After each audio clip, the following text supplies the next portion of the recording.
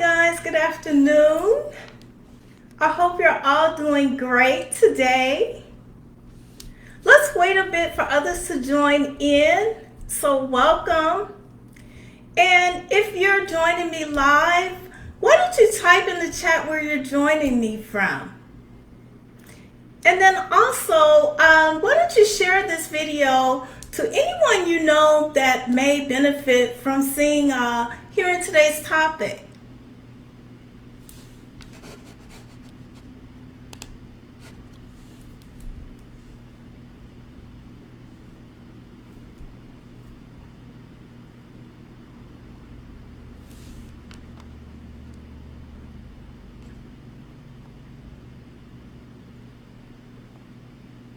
Trying to wait a bit longer.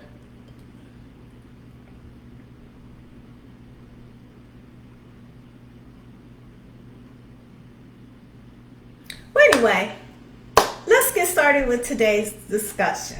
Well, thanks guys for joining me today. And I'm not going to take much of your time today, but I really wanted to briefly discuss 4 very powerful tax strategies that can help you to save on your taxes. So, I wanted to get this information out to you because I've spoken to many real estate investors who are simply just not taking advantage of these legal tax strategies that really can have an impact on your tax liability. And guess what? If you're not taking advantage of these tax strategies, it means you're leaving money on the table. It means that you're paying more than your fair share of taxes. And Uncle Sam's pockets are getting fuller. And I really don't think that is your intent. I would think that you want this money in your own pockets. So that's what we're going to discuss today. Before we get started with today's discussion, I want to introduce myself to those of you who are new to me. Hello, everyone. My name is Lisa Marie McAllister of Pinnacle Financial Services, and I help real estate investors who fix and flip residential properties to save on average about $30,000 per year through strategic business and tax planning. Now, I get asked all the time, Lisa, are you a CPA? And the answer is yes, guys. Not only am I a CPA, I am also an enrolled agent. Before we get started with today's discussion, I would like to preface today's discussion by saying that, of course, we here at Pinnacle Financial are poised to serve all of our clients, both individuals as well as business owners. However, because our specialty is real estate investors who fix and flip residential properties, today's discussion is really aimed at our real estate friends who flip residential properties and are also involved in other investing activities such as your buy and holds.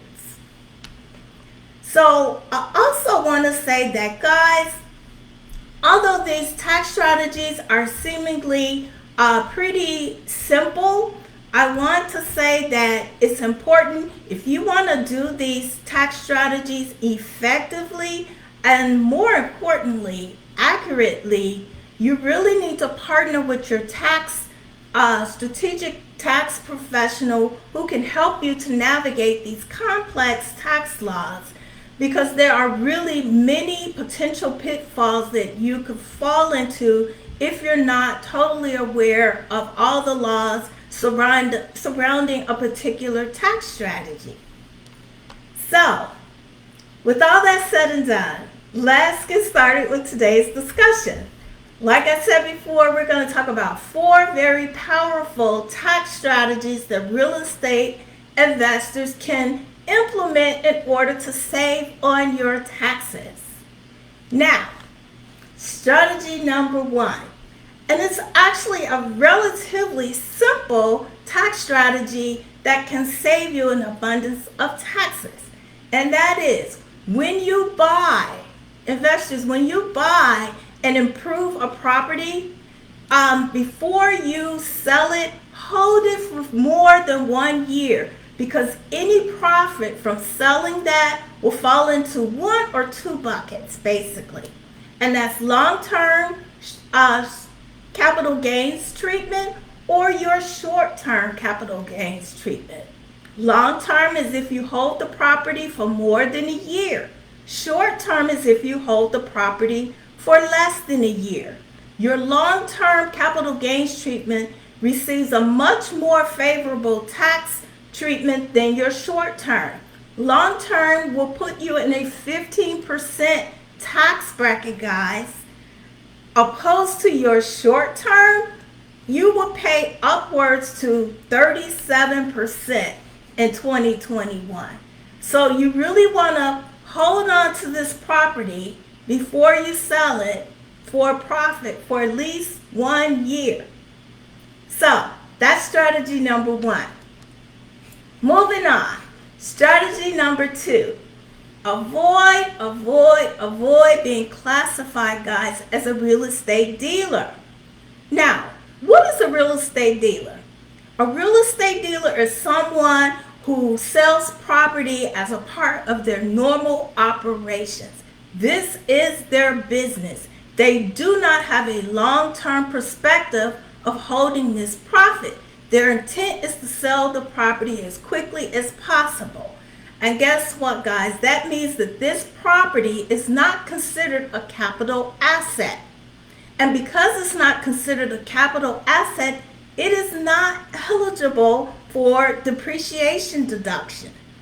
A person that has this short-term perspective, their property is considered inventory. It's considered a commodity that they're selling. And therefore, no deduction for this inventory is going to be allowed until the property is sold. Now, an example of this type of investor is flippers. So, on the other hand, which is the category you want to strive for, is a real estate investor. And that's because they receive a much more favorable tax treatment than a dealer. Now, what is an investor?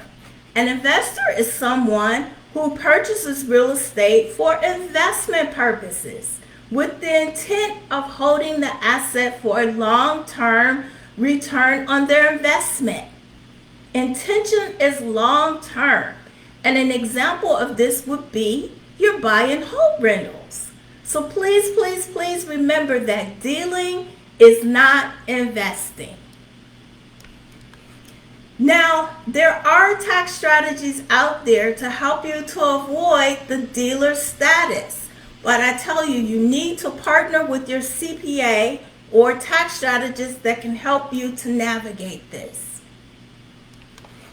Now, because a dealer is considered, is viewed as someone who sells their property as part of their normal operations, their income is considered earned or active income and will therefore be taxed at the ordinary income tax rate, which, as I've stated before, is upwards to 37% in 2021.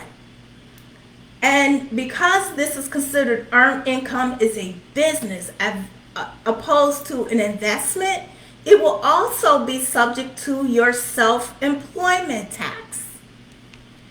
And that happens to be 15.3%. So guys, that's a lot of tax. Let's summarize the consequences of being classified as a dealer. 1, you must file your taxes on a Schedule C opposed to a Schedule E. Schedule E is for our investors. Schedule C is someone that's in the normal operations of their business. And therefore, because this is considered your business, you are going to be taxed upwards to 37%. And in addition, you're going to pay 15.3% on the self-employment tax. So that's a lot of tax, guys. Now, also, being in this dealer status, you won't be able to claim depreciation deduction. And what impact does that have? Because it's not seen as a capital asset. You're going to pay far more taxes because less deductions, right, guys? Means you're going to have a higher income taxable income. Higher income taxable income means you're going to pay higher taxes. Thirdly, you won't be able to do a 1031 exchange, guys. That's significant. And we're going to talk about a 1031 exchange a little later in this live. Now, I want to say the IRS does use a number of factors to determine which bucket you fall into, whether you're a real estate investor or a real estate dealer. But again, you need to get the assistance of your tax strategist or CPA to help you to navigate this. So, if you're successful in avoiding the dealer status, you will be able to avoid the 15.3% self-employment tax. Moving on, tax strategy number 3. And this is called a cost segregation. Now guys, a cost segregation is actually just a tax strategy that allows you to accelerate your depreciation deduction earlier than waiting longer period of time. Now, the IRS does have a depreciation schedule, and for real estate, residential real estate, the depreciation schedule is for 27.5 years. That is the normal rate that you would depreciate your property. But guys, having cost segregation in place, what it's going to do is take your purchased property and break it up into smaller components, such as a sink or carpeting or paving or sidewalks, things of that nature. And each of these individual components have a depreciation schedule. It might be 5 years, it might be 7 years. So this is going to allow you to take depreciation sooner rather than needing to wait until 27.5 years. The impact of doing this, more depreciation deduction means a smaller taxable income, which correlates to mean a smaller tax liability. So you really want to aim for having this cost segregation done if possible. Now, you might be saying, oh, this sounds great. I really want to take advantage of this cost segregation. I wonder, does my property qualify for this treatment? And we usually use a guideline to say if you've purchased a property that's about $200,000 or more, that's a good price point. Also, if it's property that you've held for less than 15 years, that's something you want to consider also. And the reason being that anything much more than that, you really won't receive the most beneficial treatment from it because most of that asset's life has already been exhausted. So there won't be much of a benefit there. And we also say do it when you know you're going to hold the property for at least 3 years after implementing cost segregation. So this is sounding good, right guys? You might be saying, oh wow, that sounds great. Oh boy, I've had my property, I've placed it in service in prior years. I've even filed a tax return on it. I wish I had taken this cost segregation. It would have saved me a ton in taxes, and you're right. And I want to say, guess what, guys? All is not lost. There is something called a look-back study. And what is a look-back study? It's a cost segregation that allows you to look back. To look back at the period of time when you placed that piece of property into service, and it will allow you to do a catch-up accelerated depreciation, guys. This is significant. And the bonus to this is not only will you be allowed to do a catch-up accelerated depreciation on your current return, you heard that right, current return. You will not have to do an amended tax return. I'm excited over that. And guess what? That means you're saving money because you don't have to worry about paying for an amended tax return. You can do it right on your current tax return. So isn't that great? Okay, so I would like to say that in order to do this cost segregation, guys, you do need to know your cost basis. And again, your CPA or tax strategist can help you to do this calculation. And guys, this is not the time to try to do it yourself, because I can almost guarantee you that you will get it wrong. You won't get all of the figures right. And guess what? Your cost segregation is relying on this important number. So you want to get it right. Let your CPA help you to calculate this. Now, that brings me to tax strategy number 4. Isn't this fun, guys? I just love this.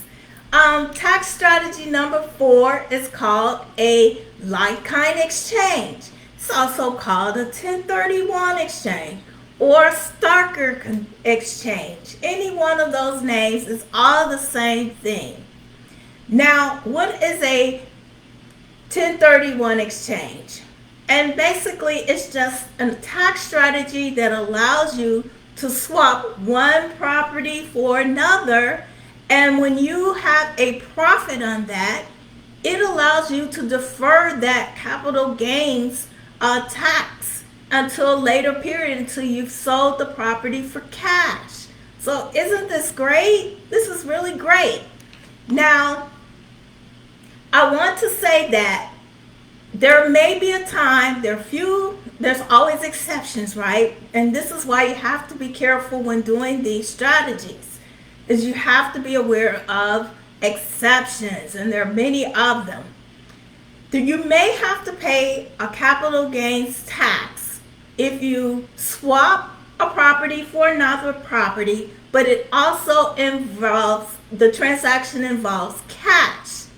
That portion of the transaction that involves cash will be subject to tax. So, but only that portion that involves cash.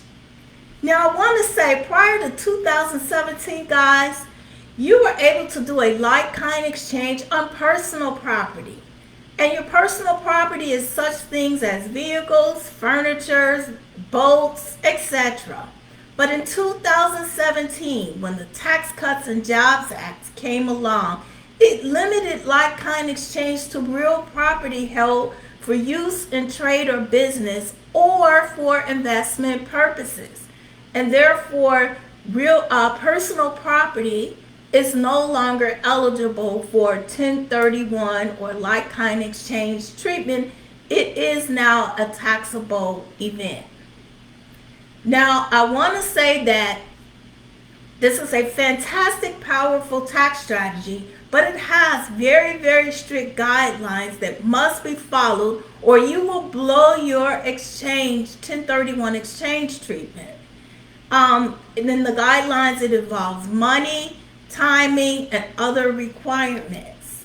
So, enlist the help of your CPA. I know I sound like a broken record, but I want to emphasize you really need guidance when you're implementing these strategies. Now, I also want to caution you, if the IRS, for some reason, believes it becomes obvious to them that your 1031 exchange was really a flipped property, it will be subject to immediate tax. So, once again, my broken record, enlist the help of your CPA or tax strategist, and they can help you with this. They can help you to avoid having this view. Let's put it that way. Now, I also want to say an extension of, since we're talking about the 1031, is a reverse 1031 exchange. Guys, normally when you do a reverse exchange, you normally sell your old property and then you purchase your new property. But with a reverse exchange, the catcher is you only have 45 days, guys, to identify in writing with the intermediary your identified new property that you want to purchase. So that is the benefit of doing a reverse 1031 exchange, particularly when there are low inventory levels of real estate in order for you to purchase. You want to do a reverse, which just means you're going to purchase that new property first, then sell your old property. Because let's agree, it's easier to sell your old property that you have control over than the new property that you don't have control over. So that helps you to avoid bumping up against that timeline of not being able to fulfill that 45-day period, because you are still, even with the reverse 1031 exchange, you're still subject to that same time frame. It's just that you have more control because that 45 days starts counting the moment that you purchase the new property and you're controlling your own property, which is your old property. So I also want to say there is no limit on how frequently you can do a 1031 exchange. You can do this as many times as you want. There's no limitation. I've heard the saying, swap till you drop, swap until you die. And many of you do, to avoid paying that capital gains treatment, because you're not going to have to pay the capital gains until you sell it. So people just do swaps over and over and over and over again to avoid paying that tax. Now, guys, that wraps up today's discussion of 4 very powerful ways to save on taxes. And I truly, truly hope that you found value in this live. I sure had fun doing it. But I do want to say, if you're an investor who is experiencing cash flow problems, or perhaps you feel like you haven't you've missed taking a lot of the deductions that you're entitled to, or you haven't been able to scale your business like you want, or perhaps, like I said, paying more than your fair share of taxes, click on the link below. I will be more than happy to assist you with not only these tax saving strategies, but with others. I do help real estate investors with all types of tax strategies that are customized depending on what your position is and what your future goals are. So I would be more than happy to assist you. So there's going to be a link below where you can schedule a free call with me, and we can discuss how you can start saving money on your taxes like others are doing. Also below, there's another link. You might be saying, hey, I want to partner with Pinnacle Financial Services. I want you to assist me to, I've already decided, that you are the person I want to assist me with these tax strategies. I don't need to schedule a call with you. I already know what I want to do, and that's perfectly fine too. There is a link there where you can self-onboard. Also, there's one other link there, which is our YouTube channel.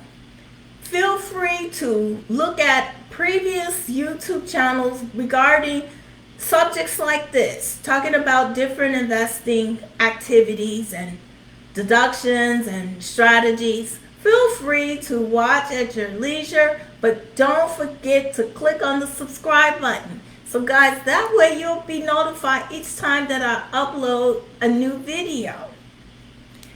So, that concludes today's discussion. Like I said, I hope you enjoyed it. I hope you had found value in it. And so I thank you for watching. And until next time, I hope you guys have a fantastic rest of your day.